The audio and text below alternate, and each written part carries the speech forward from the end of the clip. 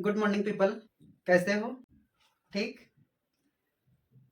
हमने पिछले क्लास में स्ट्रक्चर ऑफ बुद्धिज्म की चर्चा की थी और बहुत सारे पीपल का अच्छा रिस्पॉन्स रहा। सबने इस क्लास की सराहना की, परंतु कुछ लोगों को पेट में दर्द हो गया क्योंकि समाज के बहुत से ऐसे लोग हैं जो नहीं चाहते कि आप अपनी धर्म से उठकर किसी और धर्म की बड़प्पन करें। ऐसी तमाम चीजें हैं कि आप एक धर्म में हैं और फिर किसी और धर्म का आप बुरा भला भी करते हैं, फिर उसी धर्म को बड़ाई करते हैं।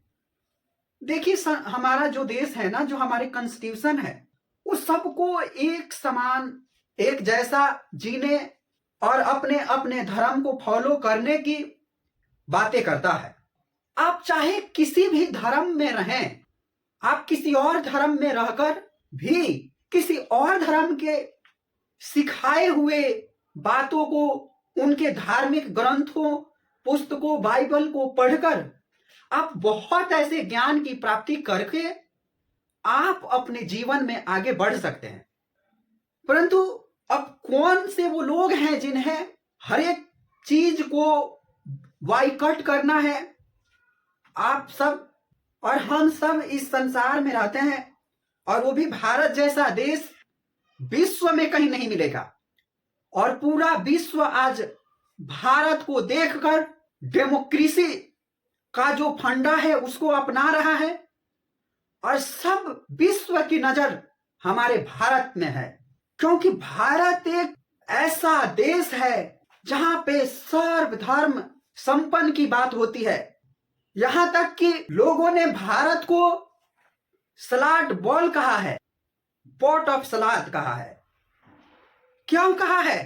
क्योंकि हमारे भारत में हिंदू, मुस्लिम, सिख, ईसाई और बाकी तरह के ट्राइबल ग्रुप, मुंडा, संथाल, उरांव, भरखुइया, भुड़कुइया, थारू ट्राइब, तरह तरह के हमारे देश में लोग हैं।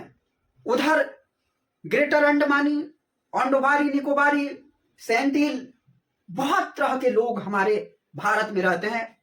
और भारत ऐसे देश में किसी एक धर्म को हम बहुत ऊपर दिखाकर और किसी और धर्म को बहुत नीचे दिखाकर हम विश्व को क्या संदेश देना चाहते हैं? हम क्या कहना चाहते हैं कि भारत क्या अब एक नहीं रहेगा? ये आपकी मानसिकता बहुत गलत है। भारत एक है और आने वाले समय में भी एक रहेगा और पहले भी था। अगर भारत एक नहीं रहता तो अंग्रेजों से हम नहीं लड़ सकते थे। भारत एक हुआ, हमेशा एक रहेगा और एक होने के कारण ही हमने अंग्रेजों को भारत से मुक्त किया। और आज देखिए, हम अपने देश में जो हमारा कॉन्स्टिट्यूशन में मेंशन है, उन सभी बातों को हम कहीं ना कहीं भुला रहे हैं और हम चाहते हैं कि सारे लोग कॉन्स्टिट्यूशन पढ़ें, क्योंकि कॉन्स्टिट्यूशन में जो चीजें मेंशन है वो बाकी पॉलिटिकल पार्टी नहीं बताएगा। वो तो चाहता है कि देश के लोग डिवीजन हो और ये बटे। कोई हिंदू अपने आप को हिंदुत्व का नारा देकर, कोई पार्टी हिंदुत्व का झंडा लेकर अपने हिंदुत्व के बल पे बाकी धर्मों को डिक्लाइन कर रही है। कहीं पे मुस्लिम पार्टी को सपोर्ट करने वाले आदिवासी, एससी, एसटी, ओबीसी कहते हैं हम दलितों का मसीहा है, और वो लोग किसी और पार्टी, किसी और धर्म के लोग को दिन रात कोसते हैं और एससी एसटी का वोट लेकर, आदिवासियों का वोट लेकर अपना तो खुद बन गए। परंतु हमारा जो स्टेटस था एससी एसटी ओबीसी आदिवासी का, वो जहां पे था वहीं पे है। कुछ समय पहले चली थी दीदी कि हम दलितों की मसीहा हैं, हम दलितों की बेटी हैं। और ये मैं साफ कर देता हूं कि ये मेरा भाषा नहीं है, ये एक पार्टी का भाषा था। आप उस पार्टी का नाम सर्च करना, कौन सी पार्टी कही थी कि दीदी कहती थी कि हम तो दलितों की बेटी हैं। हम किसकी बेटी हैं? दलितों की बेटी हैं। परंतु वो दलितों की नहीं, दौलत की बेटी है। और ये भाषा मेरा नहीं है, मैं साफ करता हूं, ये भाषा मेरी नहीं है। ये किसी राजनेता ने कहा था, किसी पार्टी के नेता ने कहा था कि दीदी दलितों की बेटी नहीं दौलत की बेटी है। तो इस पे आप गौर करना वो क्यों कहा था। दलितों का तो भला हुआ नहीं, परंतु किसी और का भला हो गया। उसी तरह नई नवेली एक और पार्टी आई है, वो भी दलितों, आदिवासियों, वंचितों, शोषितों को लेकर बड़ी बड़ी बातें कह रही हैं। मैं नाम नहीं लूंगा, आप समझ जाएंगे किसकी मैं बातें कर रहा हूं। और वो भी क्या करेंगे हमारे साथ, दलित पीपल के साथ वो क्या करेंगे, ये आगे देखने की बात है।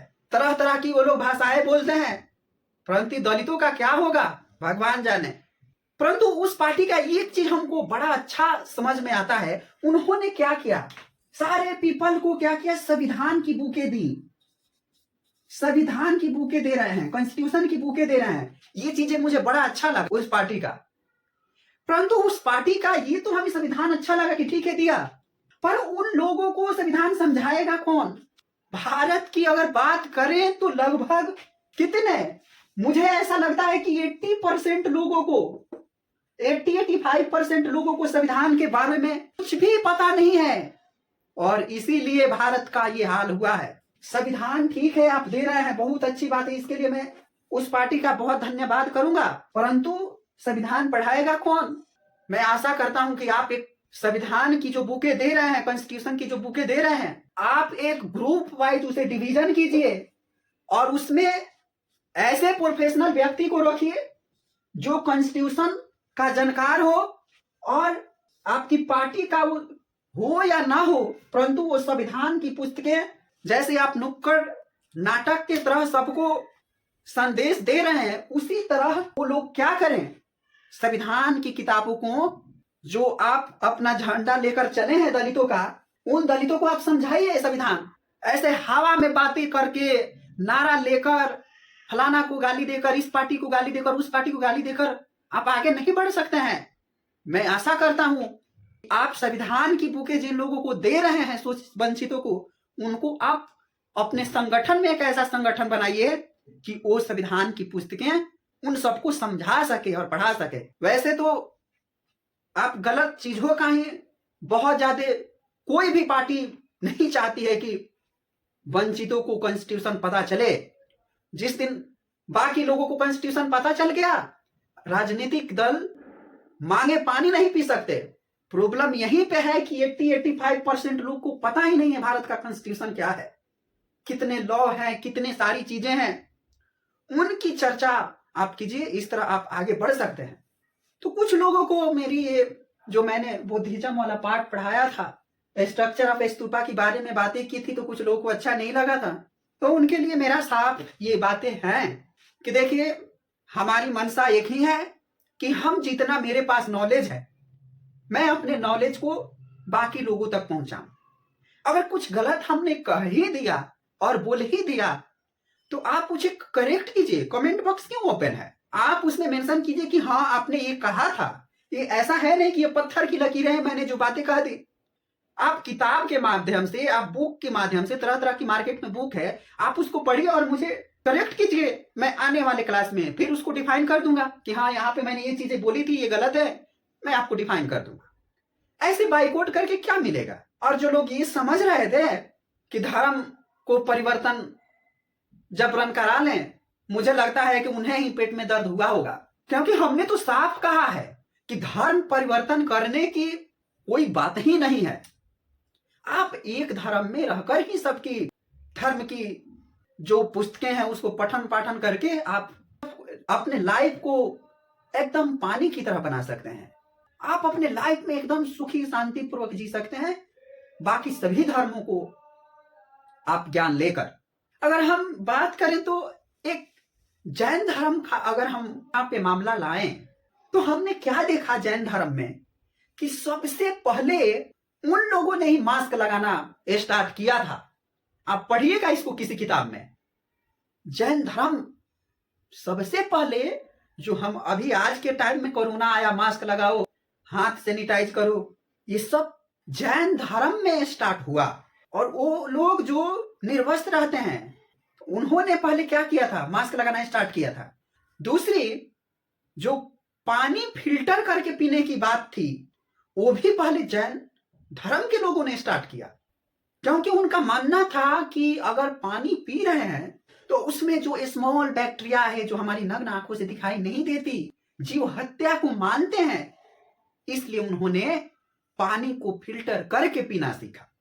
दूसरी, मास्क लगाने की विधि उन्होंने यही कारण था, वो नहीं चाहते थे कि हमारे शरीर में जो बाहरी जो जम्स है, जो छोटी छोटी माइक्रोस्कोप से देखने वाली जो बैक्टीरिया है, वो हमारे शरीर के अंदर जाए, इसलिए उन्होंने मास्क लगाना स्टार्ट किया था। और उनमें एक और चीज थी, वो लोग ये मानते हैं कि अगर पेड़ पौधे की हत्या भी वो लोग नहीं करना चाहते।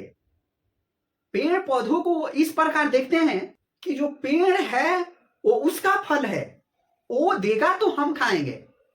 अगर मैंगो ट्री या ऐसे फ्रूट्स की अगर बात करें, अंगूर, लीची, इन सभी चीजों की बात करें, खजूर, जितने भी फलदायक पेड़ है, वो यही कहते हैं कि हम उसके फल को नहीं तोड़ेंगे, वो पक जाएगा, वो जमीन पे गिरेगा तो हम उठा के खाएंगे। अगर पैडी की बात करें, धान की अगर बात करें, तो कहते हैं कि अगर धान है तो पूरी तरह हम क्या करते हैं, हमारे यूपी बिहार में हरे धान को लोग काट लेते हैं, मतलब बाल पक गया मगर जड़ तो उसका हरा है ना, तो वो लोग, जैन लोग क्या कहते हैं कि नहीं, हम नहीं काटेंगे। जो धान पैडी का जो प्लांट है या कोई और प्लांट है तो पूरी तरह से सूख जाएगा तो ही हम काटेंगे, क्योंकि पेड़ में भी वो लोग क्या कहते हैं कि उसमें जान है। कपड़े छोड़े क्यों छोड़े, क्या छोड़े क्यों नहीं पहनते, इसकी चर्चा करेंगे। परंतु एक चीज है कि वीमेन में अलाउ है कि वो कपड़ा पहनती हैं, परंतु पुरुषों का पता नहीं, परंतु वो मोर पंख लेके चलते हैं। ऐसे मैंने कई अच्छे चैनलों पे देखा है। बेसिकली राज्यसभा जो टीवी थी उसमें भी इन लोगों के बारे में बताया गया था। तो इस प्रकार है उनकी लाइफ। तो एक तरह से देखें तो सारा जीव संसार ही उनको फॉलो कर रहा है, क्योंकि जैन धर्म तो जो मैंने पीछे बताया वो सब फॉलो कर रहे हैं, और बाकी कोविड आया तो हम लोगों ने फॉलो किया। तो एक धर्म परिवर्तन करके ही हम किसी और धर्म को फॉलो कर सकते हैं, ऐसा मुझे लगता है कि ये गलत है। बाकी लोगों को क्या लगता है वो अपना देखें, परंतु मैं जितने भी मेरी क्लासेस लोग देखते हैं उनको मैं यही बात कहता हूं, धर्म परिवर्तन मत कीजिए, क्योंकि आने वाले समय में बहुत बड़ा इसका फॉल्ट होगा, बहुत बड़ी प्रॉब्लम होगी। क्योंकि हम सबने देखा है हमारे आदिवासी वनवासी समाज के साथ क्या हुआ। सबने कहा ना कि हाँ हम आदिवासियों को भला करने आए हैं, हम आदिवासियों का डेवलपमेंट करेंगे। आदिवासियों का तो डेवलपमेंट हुआ नहीं, ट्राइबल पीपल का तो डेवलपमेंट हुआ नहीं, परंतु बाकी जो सिविलाइजेशन के लोग हैं, जो सिविल सोसाइटी के लोग हैं, उनका भला हो गया। इनके सारे रिसोर्स ने हमने छीन लिया और इनको क्या दिखा दिया, ठेंगा दिखा दिया। उसी तरह जो लोग धर्म परिवर्तन कर रहे हैं, करने वाला और कराने वाला दोनों का स्थिति बहुत खराब होने वाला है।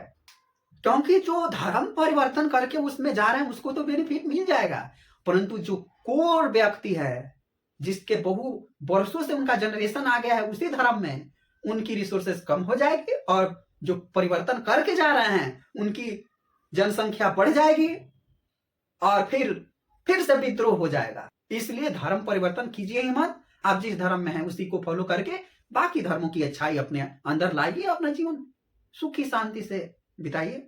इस तरह से आज का संदेश मेरा यहीं पे खत्म होता है। आप सबका बहुत बहुत धन्यवाद।